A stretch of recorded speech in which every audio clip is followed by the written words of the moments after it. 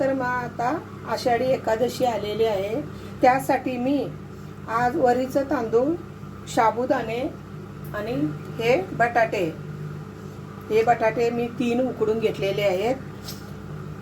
ह्याच्यापासून मी आज कटलेट्स बनवणार आहे.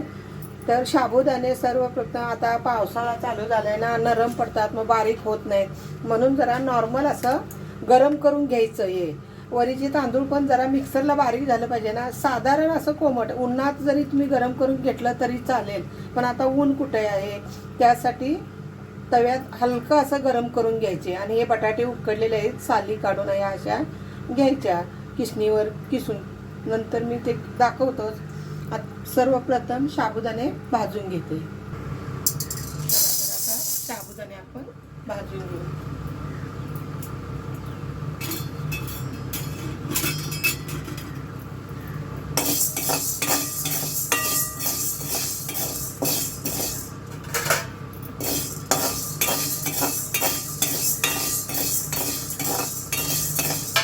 हलकंसं असं गरम करून घ्यायचं, म्हणजे मिक्सरला ना चांगलं बारीक होतं. साबुदाणे नरम पडतात, तिची पावडर झाली पाहिजे.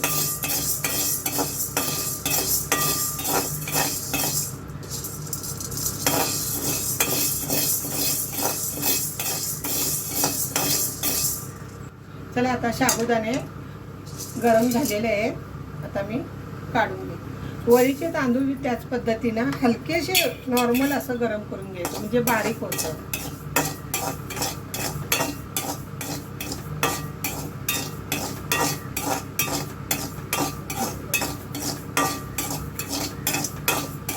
आता बस झाले, हे पण गरम झालेलं आहे, जास्त नाही हे करायचं.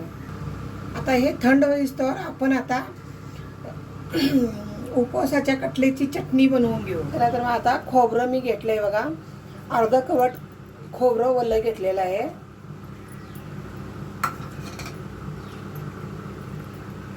भाजलेले शेंगदाणे,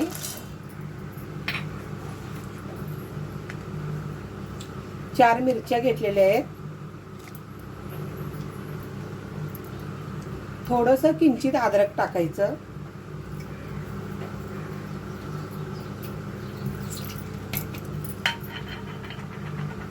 जरासं जिरं टाकायचं. हे बघा, खोबऱ्याच्या ना पाठच्या साईडचा काळा भाग असतोय ना, तो मी सगळा काढून घेतलेला आहे. चटणी म्हणजे आपली कलरला एकदम व्हाईट दिसते, सफेद छानपैकी चटणी दिसते. आणि आता चटणीला चव येण्यासाठी दही घालते बघा, थोडं दही टाकून घ्यायचं, चटणी एकदम छान चवीला लागण्यासाठी. चवीनुसार मीठ टाकून घ्या. हे मिक्सरला बारीक करून घेते. चला तर आता साबुदाणे बारीक करून घेऊ.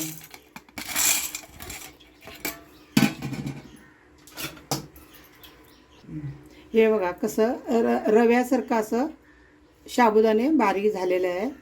आता ह्याच्यामध्येच वरीचे तांदूळ घालून घ्यायचे बारीक करायला. दोन्ही एकत्रच आता बारीक पिसून घ्यायचं. हे बघा कसं बारीक रवा असतोय ना, त्या पद्धतीनं हे झालेलं आहे. आता आपण कढई गरम करत ठेवलेली आहे, थोडंसं तेल टाकून घ्यायचं बघा.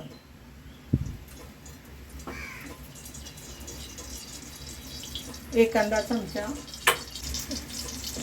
थोडं जिरं टाकून घ्यायचं,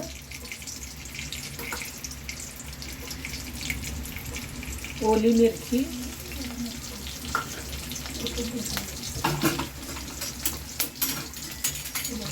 आता हे ना चांगलं मिरची ना चांगली तेलामध्ये परतून घ्यायची.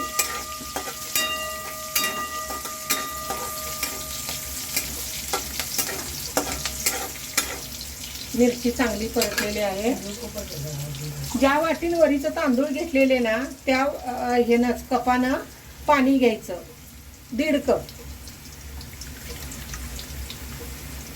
हे बघा, 1 कप घेतला. हा 1.5 कप.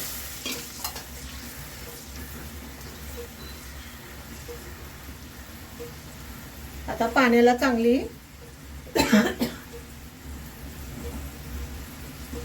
चांगली उकळी येऊ देत.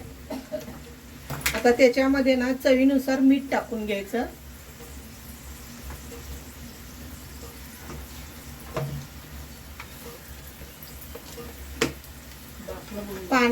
आता हे आपल्या पाण्याला ना खळखळून उकळी आली ना,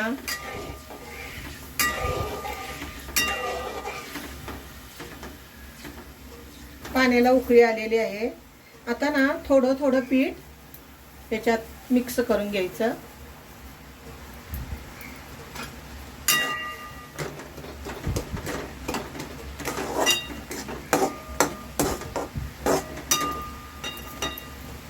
सर्व पीठ टाकून घेतले. आता चांगलं ना मिक्स करून घ्यायचं.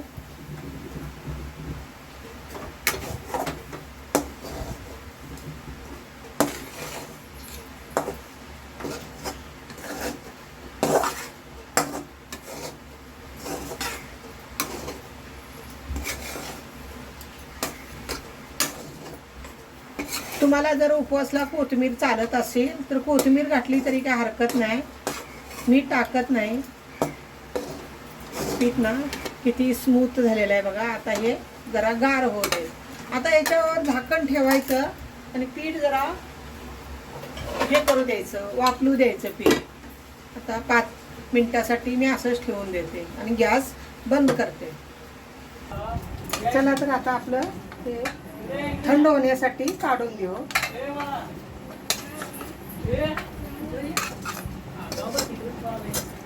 गरम आहे तर हे वाटीच्या साहाय्यानं असं मिक्स करून बारीक करून घ्यायचं.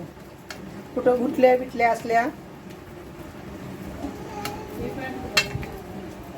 आता आपण बटाटा किसून घेऊ.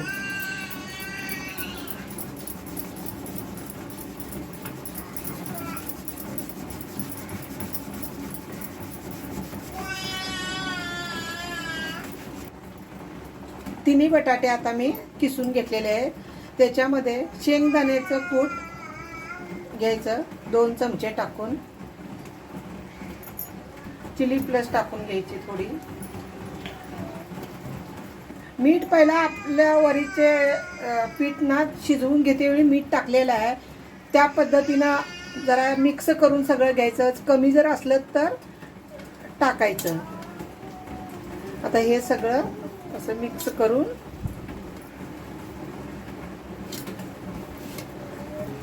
मिठाचं प्रमाण जरा कमी आहे. जरा मी हे करून घेते टाकून.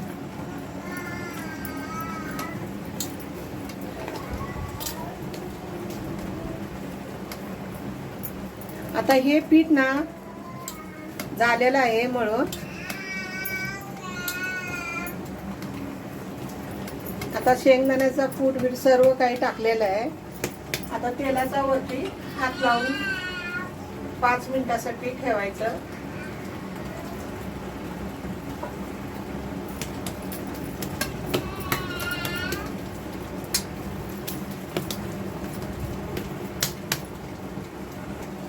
नॉर्मल तेलाचा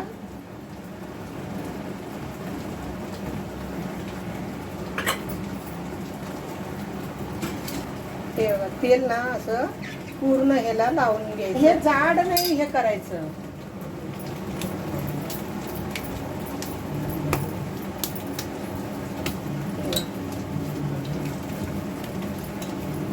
जेवढं जेणेकरून पातळ होईल ना तेवढंच, म्हणजे एकदम क्रिस्पी तळून होतं. जाड झालं की आतमध्ये कच्चेपणा राहतो.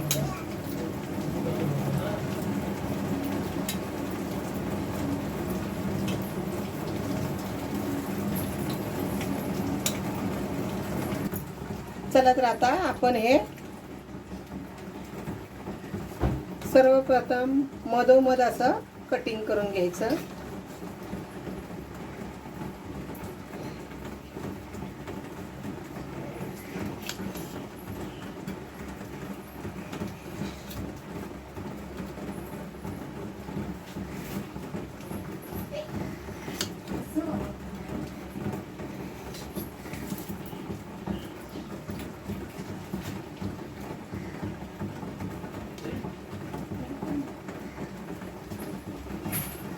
तुम्हाला मी आता एक वडी काढून दाखवते.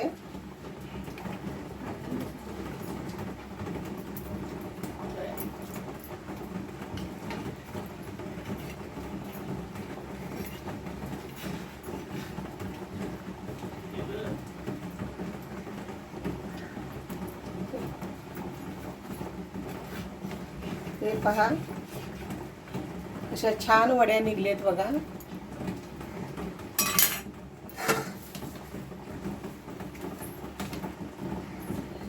हे साईडचं आता क्रॉस निघलेलं आहे ना, हे असंच फ्राय करून घ्यायचं. हे चौकोनी कशा वड्या छानपैकी निघाल्यात बघा.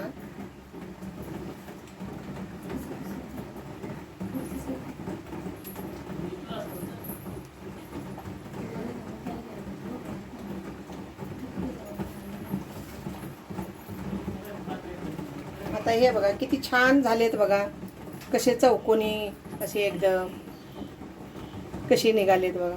आणि आता आपण याला हे बघा आता त्रिकोणी असं कट करून घ्यायचं. हे बघा दिसायला किती छान पैकी दिसतंय. आता याच पद्धतीनं सर्व कटिंग करून घेते. आता हे सर्व त्रिकोणी असं कापून घेतलेलं आहे. आता तेलामध्ये सोडून घ्यायचे. असे तुमच्या तेलामध्ये किती मावतील त्याप्रमाणे मी आता 3च सोडून घेतलेले आहेत. तेल जास्त गरम करू द्यायचं नाही. गॅस मीडियम ह्याच्यावर ठेवून फ्राय करून घ्यायचं. नाहीतर फास्ट केला ना तर लगेच लाल होतात आणि आतमध्ये ना कच्चे राहतात. म्हणून गॅसची फ्लेम बारीक करून घ्यायची.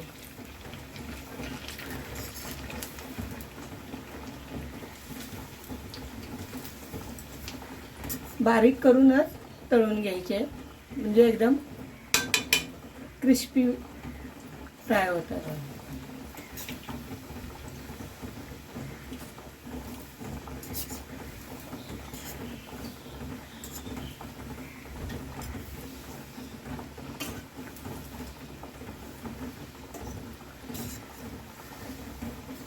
वरीचे तांदळाचे पीठ आहे ना, त्याच्यामुळं अजून हे क्रिस्पी होतं आणि आतून एकदम सॉफ्ट एकदम होतं. वरून एकदम क्रिस्पी होतं, आतून सॉफ्ट असं एकदम छान लागतं आणि चवीला पण छान लागतं. माझे फ्राय झालेले आहेत. कसा कलर आलाय बघा, गोल्डन कलर एकदम छान झालेले आहेत. एकदम कडक असे छान, आतून सॉफ्ट एकदम झालेले आहेत. आणि झटपट उपवासाचं रोज रोज खिचडी, वरीचा भात हे असं काय खाण्यापेक्षा हे एकदम पौष्टिक आहे. शेंगदाण्याची कूट आहे,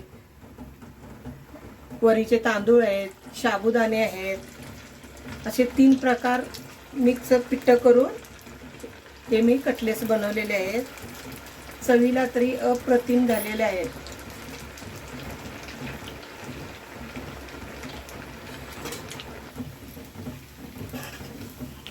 आता दुसरा पण बॅच फ्राय करून झालेला आहे तळून.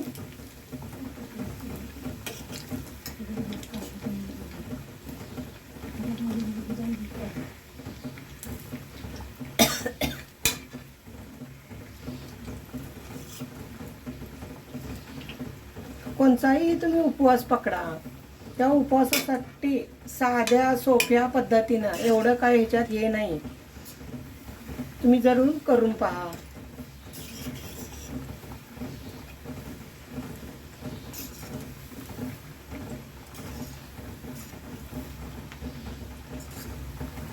बघा किती क्रिस्पी एकदम. मीडियम गॅस ठेवलेला आहे, त्याच्यामुळं आतून पण एकदम छानपैकी शिजून निघलं जातं. आतमध्ये कच्चेपणा नाही राहत. आता आषाढी एकादशी आली ना, त्या निमित्तानं मी ही रेसिपी टाकतो.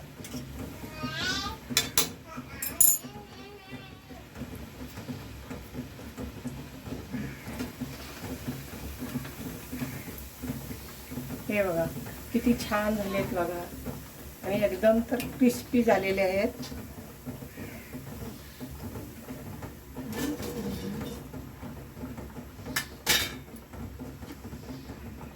असेच आता सगळे सोडून घ्यायचे.